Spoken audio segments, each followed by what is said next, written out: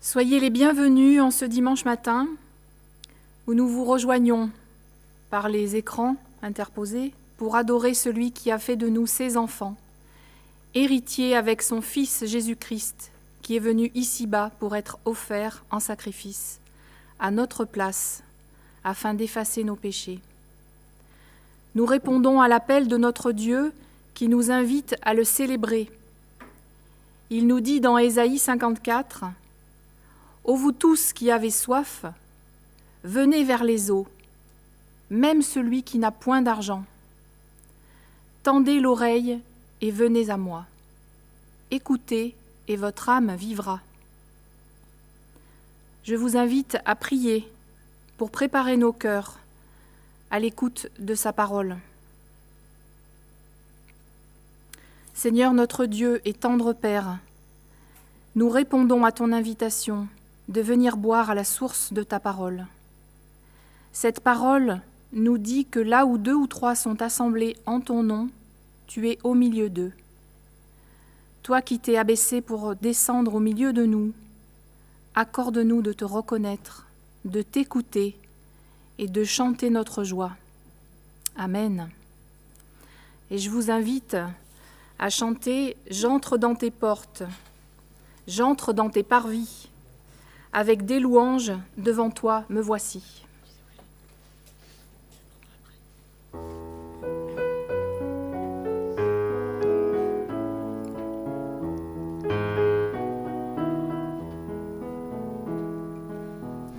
J'entre dans tes portes, j'entre dans tes parvis,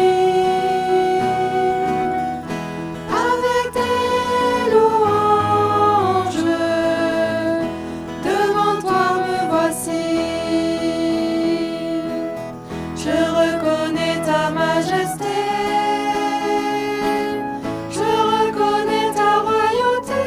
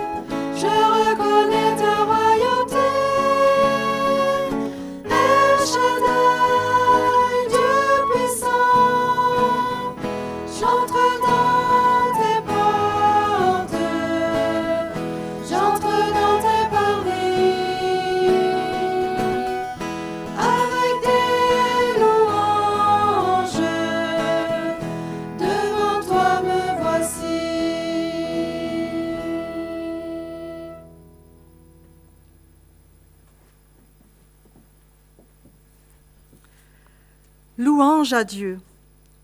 Dieu Tout-Puissant, éternellement béni. Toutes tes œuvres te louent et te célèbrent, car ta bonté et ton amour surpassent toute compréhension. En ce jour qui t'appartient, nous te bénissons pour ton Fils, que tu nous as donné comme Sauveur. Nous te rendons grâce pour tout ce qu'il a accompli en notre faveur. Tu nous as toujours traités avec amour, et même dans les temps d'épreuve, tu as toujours eu en vue notre bien et notre salut. Chantons la grandeur de notre Père éternel.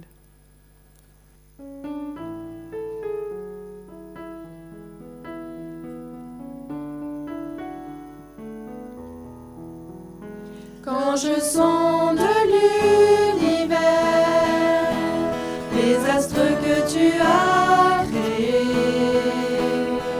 les océans, les mers, tout me révèle ta majesté. Alors mon âme veut s'écrier, de tout mon cœur je veux chanter. Alors mon âme veut s'écrier, de tout mon cœur je veux chanter. Oh Dieu, tu es infiniment grand, éternel puissant, roi majestueux. Oh Dieu, tu es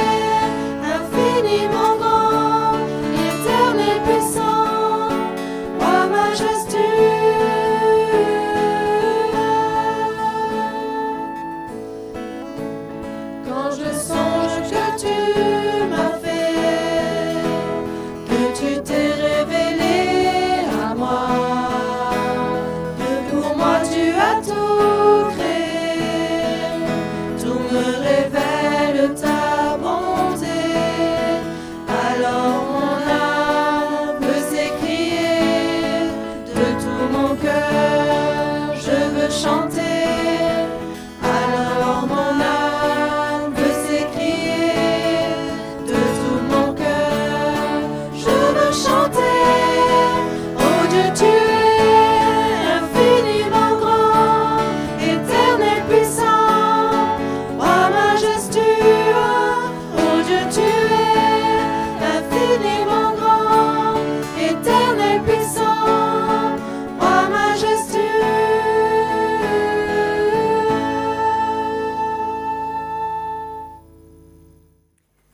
Je lirai aujourd'hui le chapitre 18 de l'évangile de Matthieu à partir du verset 1 jusqu'au verset 5. À ce moment, les disciples s'approchèrent de Jésus et lui dirent : « Qui donc est le plus grand dans le royaume des cieux ? » Alors Jésus appela un petit enfant, le plaça au milieu d'eux et dit : « En vérité, je vous le dis, si vous ne vous convertissez et si vous ne devenez comme les petits enfants, vous n'entrerez point dans le royaume des cieux. C'est pourquoi quiconque se rendra humble comme ce petit enfant sera le plus grand dans le royaume des cieux. Et quiconque reçoit en mon nom un petit enfant comme celui-ci me reçoit moi-même. » Ensuite, nous lisons dans Proverbes 29, verset 23, « L'orgueil de l'homme le conduit à l'humiliation, mais celui qui est humble d'esprit obtient la gloire. » Nous allons chanter « En Jésus seul ».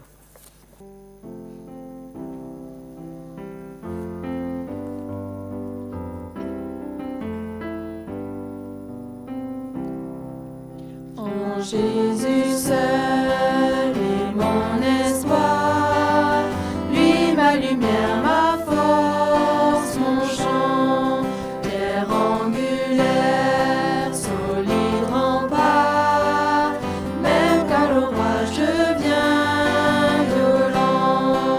Oh quel amour, oh quelle paix, mes luttes cessent, la peur se tait, mon réconfort, mon plus grand bien, dans l'amour du Christ je me tiens.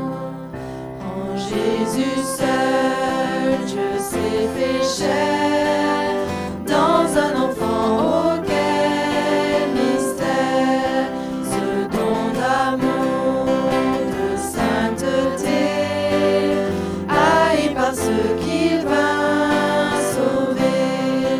Jusqu'à la croix, il s'est livré, sur lui la colère est tombée. Tous mes péchés, il les a pris, par la mort de Jésus, je vis. Dans la tombe, il reposait, lumière vaincue par les ténèbres. Quel jour glorieux, il apparaît, d'entre les morts il se relève, et sur ma vie, par sa victoire, le péché perd tout son pouvoir. Il est à moi, je suis à lui, racheté par le sang du Christ. Il est à moi, je suis à lui, racheté par le sang du Christ.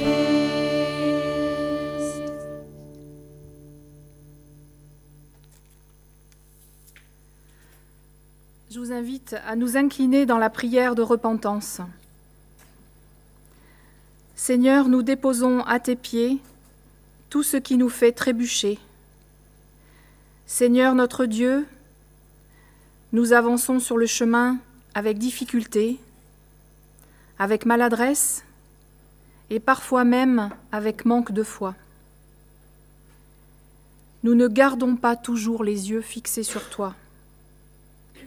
nous n'écoutons pas toujours ta voix, qui nous encourage et nous avertit. Donne-nous vraiment de mettre tes enseignements en pratique. Pardonne-nous notre orgueil, nos lâchetés. Apprends-nous à vivre en ne comptant que sur toi et pas sur nos propres forces. Nous confessons devant toi nos erreurs, notre manque de foi et de confiance. Mais toi, tu nous dis, prenez mon joug sur vous et recevez mes instructions, car je suis doux et humble de cœur, et vous trouverez du repos pour vos âmes. Nous remettons toutes ces choses entre tes mains, Seigneur, toi qui es plein de compassion. Amen.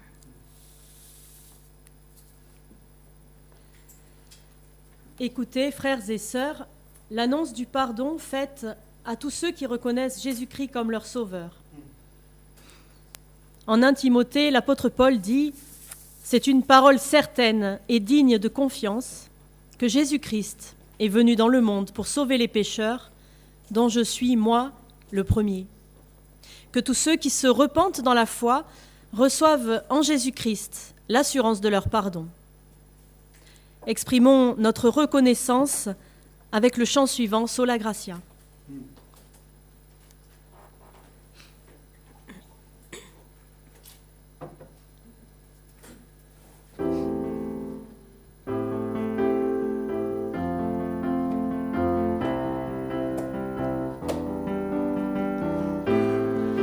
Amour parfait, tu t'es donné à la croix pour tout effacer de mes péchés. Tu t'es chargé sur le bois. C'est par ta grâce seule que je suis pardonné. C'est par ta grâce seule que tu m'as racheté.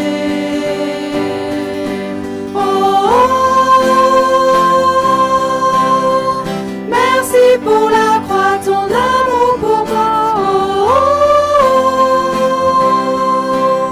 Ta grâce ne faillit pas.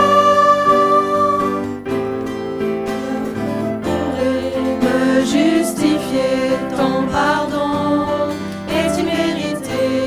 Tous mes efforts ne suffiraient à me sauver. C'est par ta grâce seule je suis pardonné. C'est par ta grâce seule que tu m'as racheté.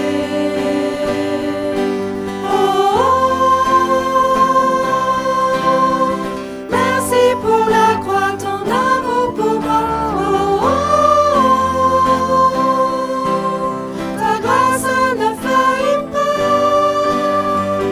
Ta grâce justifie. Ta grâce m'affranchit, ta grâce purifie, ta grâce m'offre la vie, ta grâce m'a sauvé, ta grâce a pardonné, ta grâce m'a comblé, ta grâce m'a libéré, ta grâce justifie, ta grâce m'affranchit, ta grâce purifie, ta grâce m'offre la vie, ta grâce m'a sauvé, ta grâce a pardonné, ta grâce m'a comblé, ta grâce m'a libéré.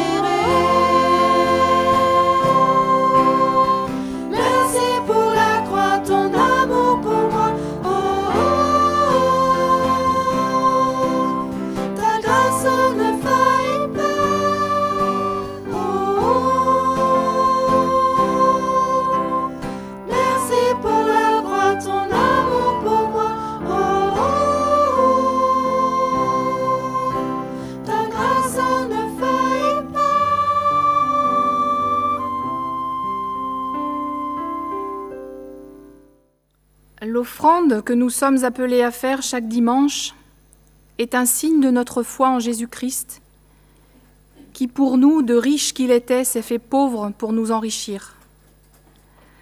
Nous mettrons de côté cette offrande, comme chaque semaine. Merci à tous ceux, à vous tous, qui continuez à soutenir l'Église de vos dons, malgré les circonstances, en les envoyant au foyer ou directement au trésorier. et nous rendrons grâce à Dieu pour cette offrande et pour les dons qu'il nous accorde. Seigneur notre Dieu, accepte cette offrande que nous mettons de côté comme un signe d'adoration et d'amour. C'est de toi et pour toi que sont toutes choses. À toi soit la gloire, maintenant et toujours. Amen. Je laisse la place à Samuel.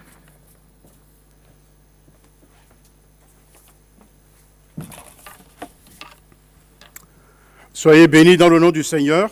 Nous allons partager la parole de Dieu ce matin. Il y a déjà quelques mois où le monde est plongé dans une situation assez compliquée et cela montre la fragilité de l'homme, les limites de ses connaissances et cela crée un climat particulièrement anxiogène. Les observations de ces derniers temps montrent que la plupart des Français ont le moral en berne et que beaucoup sont à la limite de la dépression. Mais ce matin, nous voulons partager une parole d'espoir, la parole de Dieu. Car la Bible a dit que lorsque les fondements de la terre sont ébranlés, le juste, que ferait-il? Et donc ce message ce matin va nous interpeller pour que ceux qui ne connaissent pas la justice s'aiment désormais pour la justice. Parce que lorsqu'on s'aime pour la justice, on la mentionne. Et ceux qui sont invités encore ce matin à se défricher un champ nouveau en recherchant Dieu, le Dieu Tout-Puissant, le Créateur du ciel et de la terre, le Maître de chaque être humain en qui nous pouvons placer notre confiance. Oui, le texte d'aujourd'hui sera extrait de 4 textes. Le peuple de Dieu était dans le désert, en route pour le pays promis. C'est dire que le désert est transitoire. Il est fait pour n'y être pas habité, mais il est fait pour être traversé, le désert. Dieu nous le fait traverser pour nous vider de nous-mêmes. Car tout ce qui est en nous, qui est vanité, Dieu veut l'essorer. Et en même temps, de nous enseigner que l'être humain ne vit pas simplement que de la nourriture ou de tout ce qui est de nature à satisfaire nos besoins bassement matériels, mais que l'être humain est fait pour écouter et se nourrir de la parole de Dieu. Ici, dans le texte que je vais lire, le peuple de Dieu était sous la direction de Moïse. Dieu les a extraits d'Égypte et pour les conduire vers la terre de la promesse. Ce peuple sera confronté aux difficultés diverses et variées, dont certaines sont les conséquences de leur infidélité. Mais d'autres épreuves, Dieu les permet pour les forger, pour leur dire que c'est dans le silence du cœur que l'on peut écouter la voix du Seigneur. Derrière ce peuple et autour de lui, c'est le trouble et la confusion. Devant lui, c'est l'inconnu, source d'inquiétude et d'angoisse, comme nous le vivons maintenant. Et c'est au milieu de telles circonstances, pour s'assurer de la présence personnelle du Très-Haut, que du cœur de Moïse s'élève une prière que Dieu a entendue et que Dieu va répondre.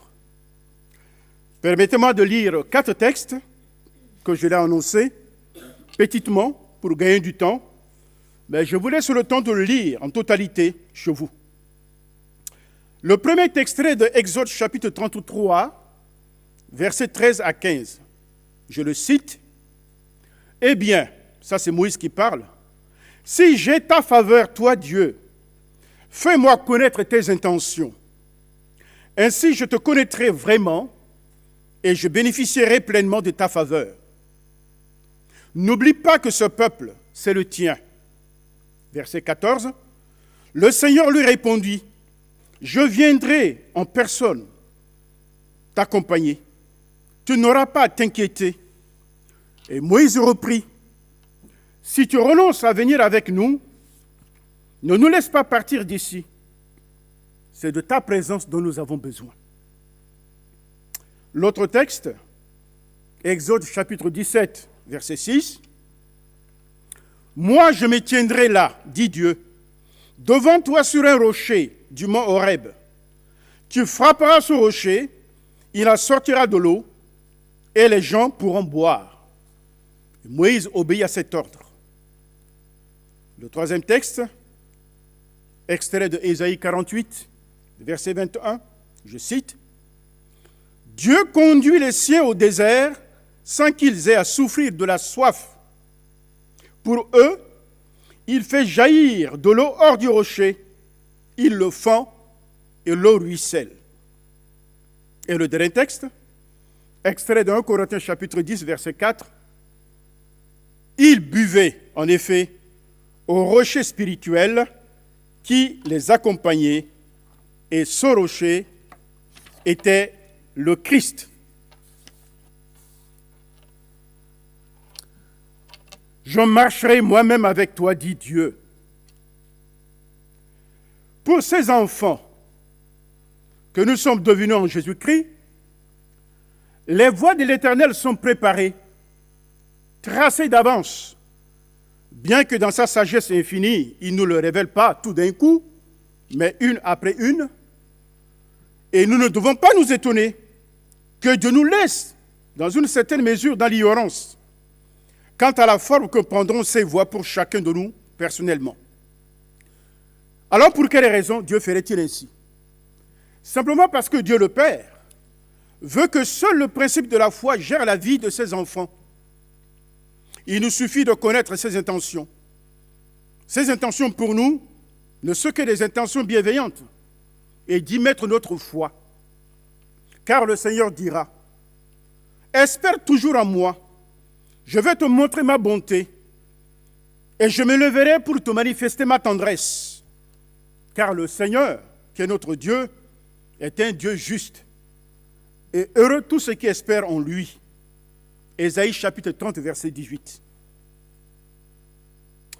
Dieu ouvre la marche devant nous et garantit notre arrière. C'est dire que nous sommes en mouvement vers un avenir qui chante. Ainsi, marchons dans l'amour comme aussi le Christ nous a aimés et s'est livré lui-même pour nous. Chacun de nous ce matin est invité à garder présent à l'esprit que si Dieu nous demande la foi, il l'accompagne incontestablement du don de la paix, de sa paix. Pas la paix que le monde donne, mais de sa propre paix. Soyez assurés de sa présence, condition de notre victoire sur l'adversité et la garantie d'un travail spirituel fructueux. Revenons à la prière de Moïse. Fais-moi connaître tes voies, Seigneur, et fais-moi voir ta gloire. Oui, Dieu va lui répondre. Je vais passer devant toi. Je te montrerai toute ma bonté et je te dirai mon vrai nom. Je serai bon avec qui je vais être bon et j'aurai pitié de qui je vais avoir pitié. Naturellement, celui qui cherche la gloire de Dieu ne désire que sa sainte volonté et que cette volonté soit accomplie en toutes circonstances. Ce n'est qu'avec la lumière de Dieu, éclairant notre cœur, que nous pouvons avancer d'un pas assuré. C'est ce qu'on appelle avoir un œil éclairé. La Bible nous le dira. Ton œil intérieur est la lampe de ton corps. Si ton œil est en bon état, tout ton corps est éclairé. Mais si ton œil est malade, tout ton corps est dans l'obscurité. Peut-on dire que l'œil du monde est ouvert selon Dieu? Les gens prétendent avoir les yeux ouverts, mais ils ne le sont pas aux yeux de Dieu. Ils sont aveugles. On ne pourra que connaître la clarté de la vie que si nous recevons la lumière de la part du Seigneur. Car la Bible dit que c'est par ta lumière que nous voyons la lumière. Et s'il y a une lumière à voir, c'est celle qui vient de la part du Seigneur.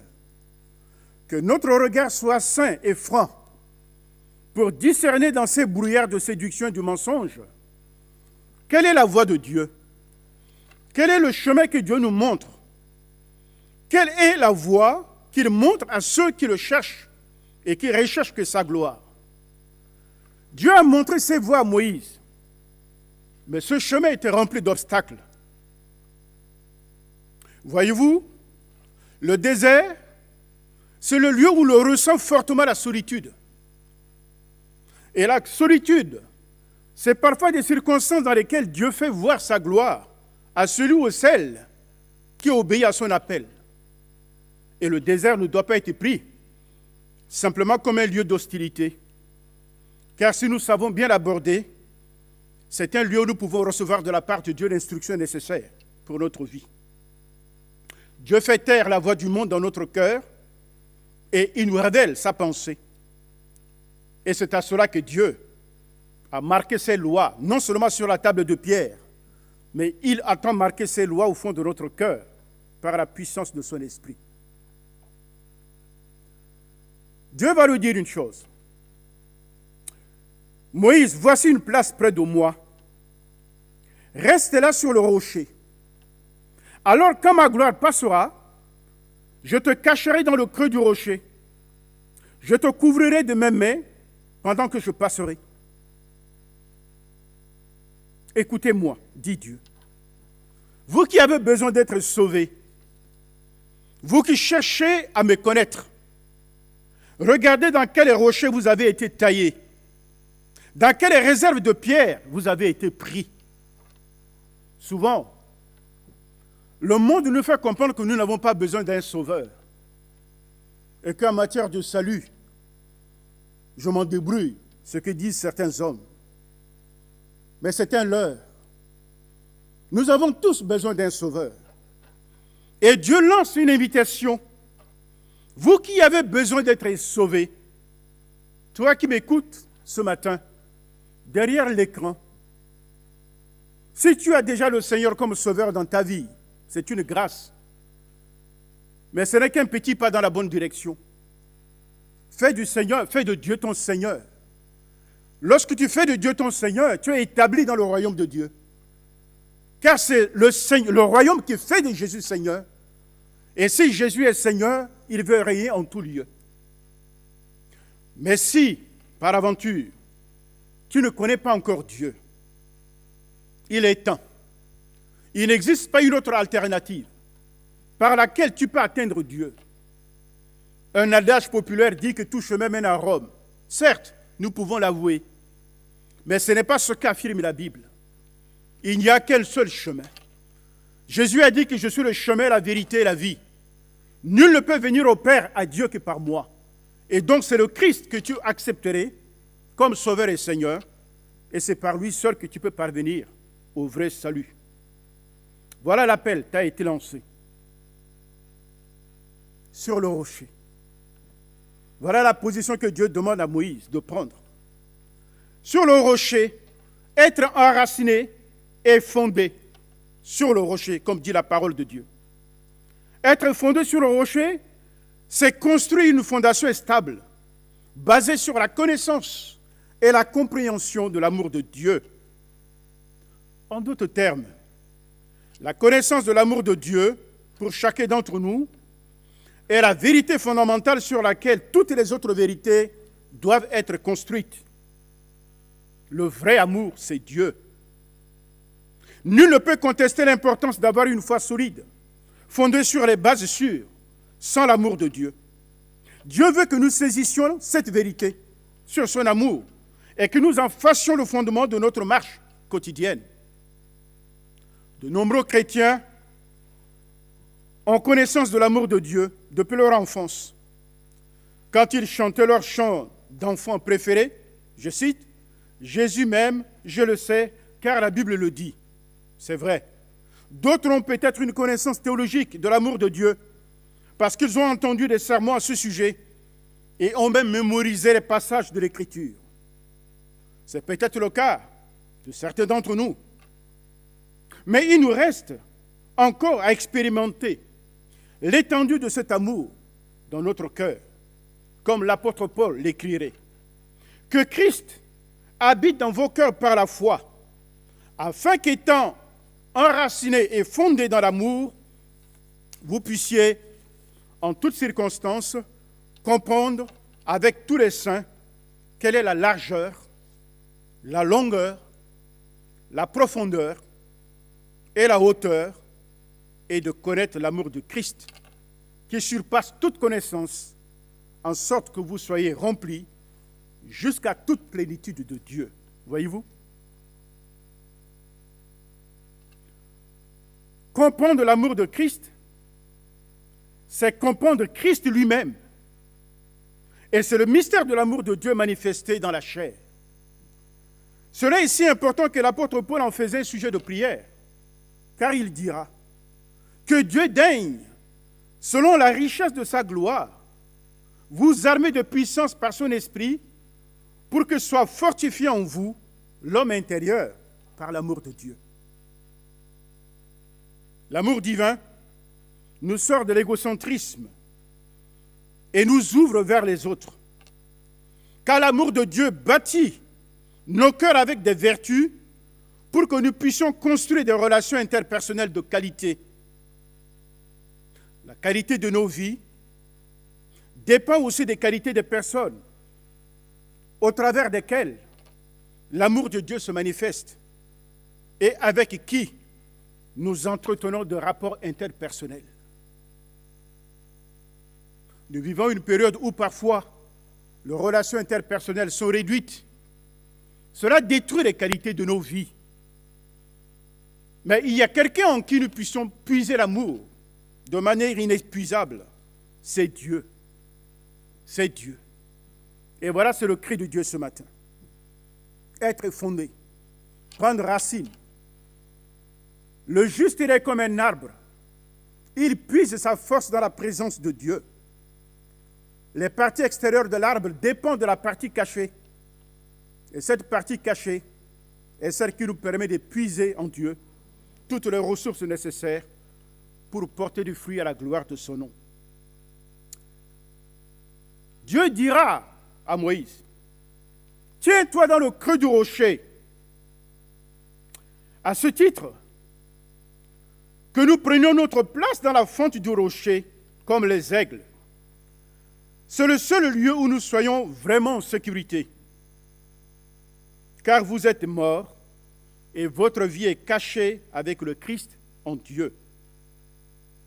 Dans ces jours de confinement, où tout le monde est en quelque sorte obligé de se cacher pour se protéger et pour protéger les autres, je note que dans l'Écriture, il existe une autre manière d'être caché et vraiment d'être protégé. C'est le fait d'être caché en Jésus et donc assurément à l'abri de tout mal et de toute forme d'attaque ténébreuse. Nous pouvons bien être les cibles de l'adversaire et de la maladie, mais cachés dans le Seigneur, nous sommes assurément en pleine sécurité. Même si notre corps se détruit, la sécurité est celle de l'homme intérieur qui se renouvelle jour après jour à l'image de notre Seigneur Jésus le Christ. La communion avec Jésus, à laquelle je vous appelle ce matin, est le secret du bonheur. Ce secret doit être fait dans la persévérance. Et les événements que nous vivons éprouvent à suffisance la qualité de la persévérance. Et la persévérance est la sœur jumelle de la fidélité. Et Dieu, il est fidèle. Il nous demande à nous aussi d'être fidèles. Fidèles à la vérité. Fidèles en Christ. Fidèles à notre vocation. Car par les temps qui courent, ce ne sont pas des qualités que l'on retrouve chez les gens. Les gens sont instables, versatiles. Souvent pour certains, c'est le dernier qui parle qui a raison. Mais pour un chrétien, Dieu lui demande d'être constant. Que ce matin, l'Esprit du Seigneur puisse nous guérir de l'inconstance et que nous puissions être établis de manière stable sur le rocher de notre salut. Jésus est le point de ressourcement spirituel, même dans nos déserts. Car dans l'évangile de Jean, lorsque Jésus a eu une discussion avec la Samaritaine, une phrase sortait, je le cite, « Si tu connaissais le don de Dieu, et si tu connaissais celui qui t'a dit, donne-moi à boire, tu l'aurais toi-même demandé à boire, et il t'aurait donné de l'eau vive à boire. » Quand nous sentons la sécheresse, lorsque la soif spirituelle nous prend, et si nous observons l'insuffisance de nos efforts, Dieu ouvre nos cœurs et nous fait voir l'eau qui découle du rocher meurtri. Il en sortira de l'eau et le peuple boira.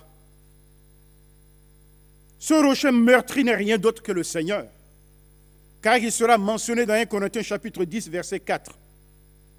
Ils buvaient, en effet, au rocher spirituel qui les accompagnait, et ce rocher était le Christ. C'est là dans ce lieu près de lui, que le Seigneur nous montrera son chemin. C'est là, dans le creux de sa main, qu'il renouvellera notre force.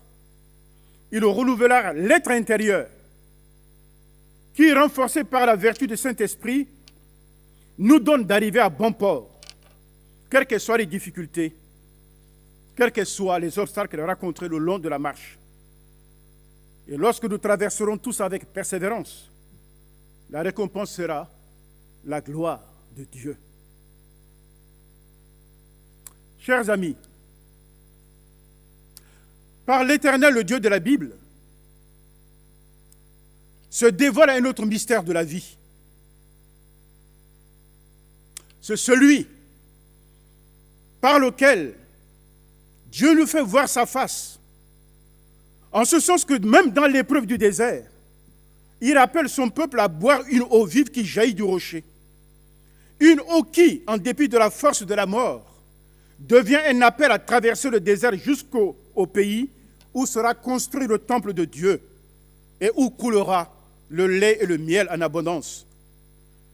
C'est dire que même au creux d'une situation affligeante, comme celle que nous traversons en ce jour, nous pouvons faire confiance à une transformation réelle de la vie inscrite dans le plan du salut.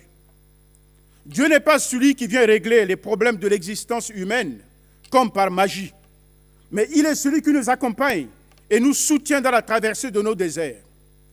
Boire à sa source, c'est faire face à la vie telle qu'elle se présente, avec ses hauts et ses bas, en sachant très bien sur qui nous pouvons nous appuyer.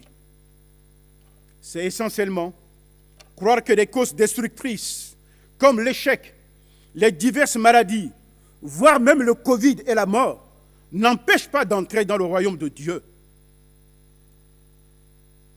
Voilà l'expression de l'amour du Seigneur. À quelle source t'abreuves-tu? Qui est ton Seigneur? Venez à moi, vous qui avez faim et soif. Venez acheter et boire sans argent. Voilà le plan du salut, par lequel Dieu met tous les hommes sur le même dénominateur. Que tu sois riche ou pas, Dieu t'appelle ce matin à le rechercher, à l'accueillir chez toi comme le sauveur de ta vie.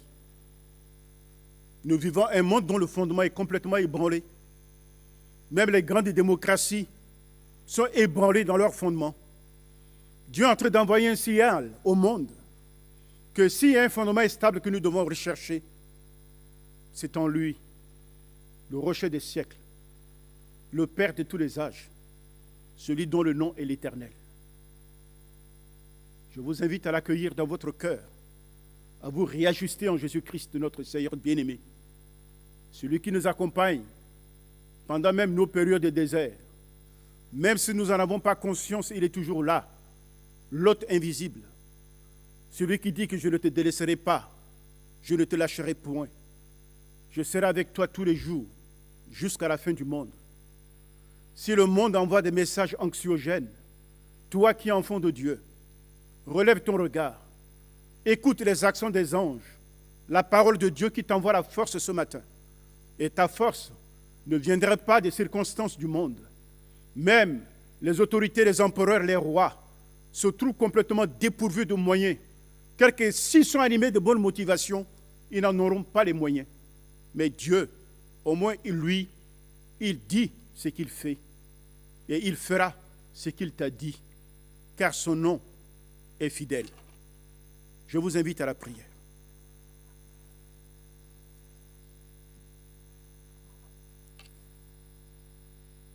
Seigneur, s'il y a des oreilles qui ont entendu ce message, s'il y a un homme ou une femme,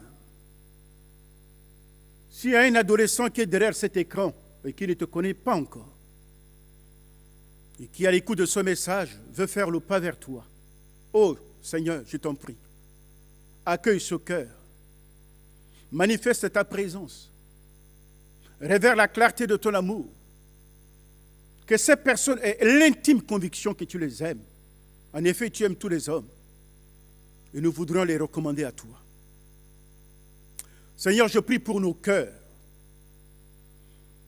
qui sont fatigués de tous les bruits que nous attendons de la terre, nos cœurs qui sont épuisés et qui sont parfois à plusieurs endroits titillés par le doute, même parfois par l'incrédulité, au point que ta parole n'a plus effet dans notre âme et nous désespérons parfois. Seigneur, rappelle-nous ta fidélité et ta grâce.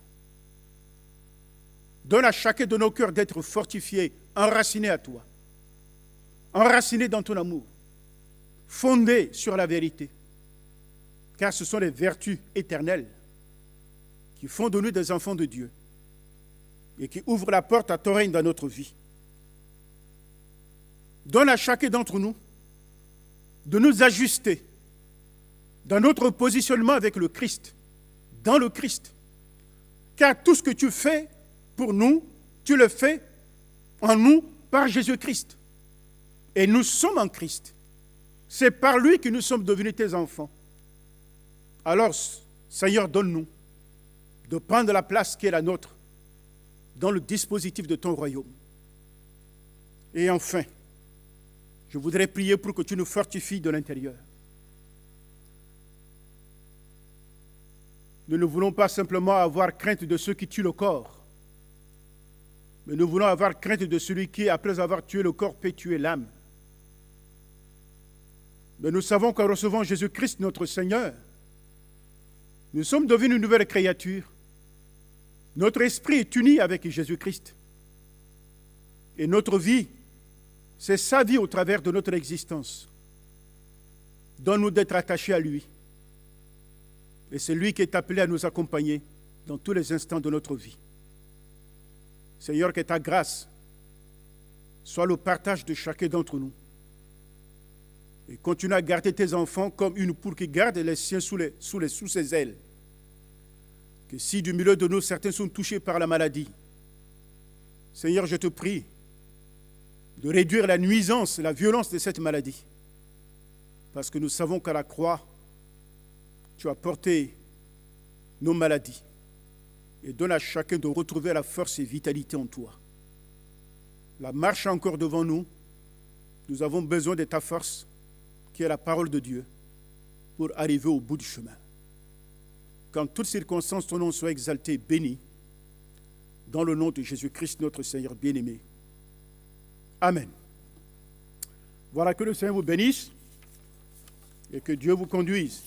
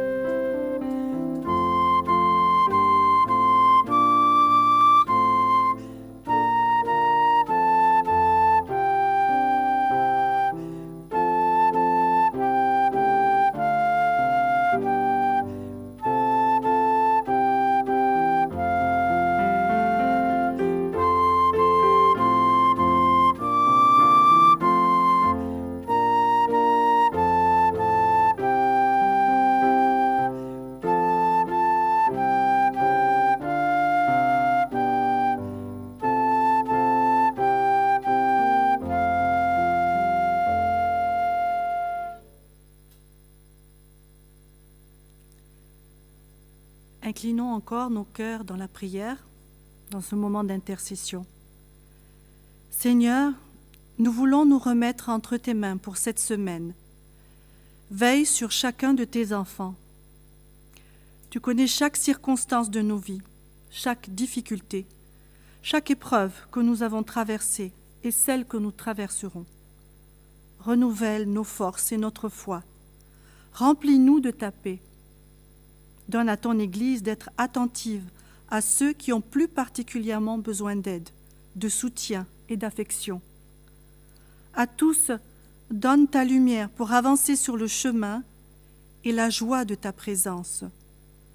Nous voulons te remettre notre pays et les circonstances troublées que nous affrontons ensemble. Dirige ceux qui gouvernent vers des décisions pleines de sagesse. Nous prions pour notre ville, son maire et ses conseillers. Veille sur chacun d'eux. Étends ta main bienveillante sur tous tes enfants, ici et ailleurs. Touche le cœur de ceux qui ne te connaissent pas et fais de nous des témoins toujours en éveil pour parler de toi et de ton amour. Soutiens ceux qui sont persécutés pour ton nom. Nous t'en prions dans le nom de Jésus-Christ. À toi soit la gloire à toujours. Amen.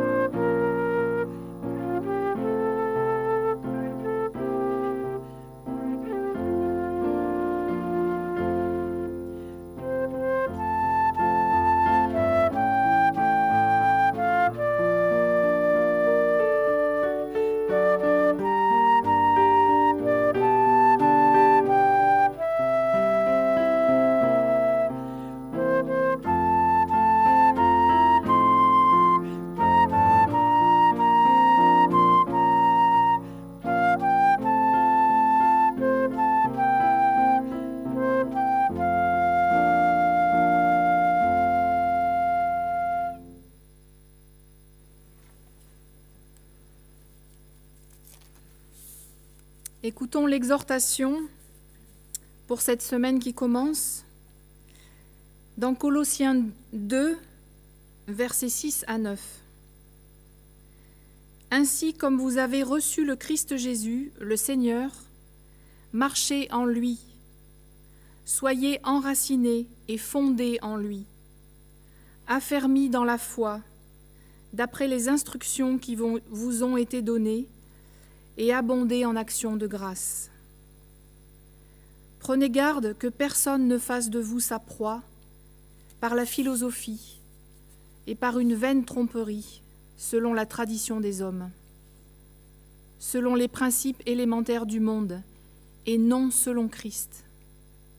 Car en lui habite corporellement toute la plénitude de la divinité.